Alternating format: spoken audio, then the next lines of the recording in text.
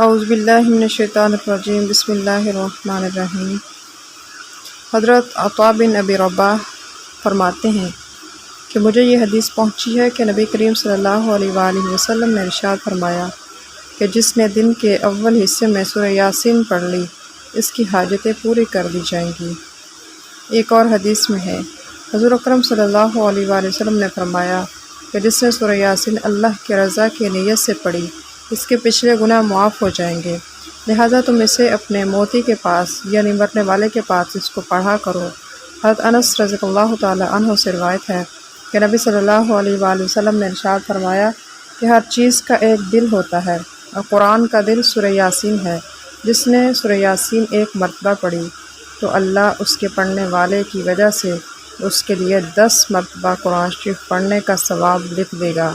ماشاء اللہ، سبحان اللہ۔ مشکوٰۃ شریف۔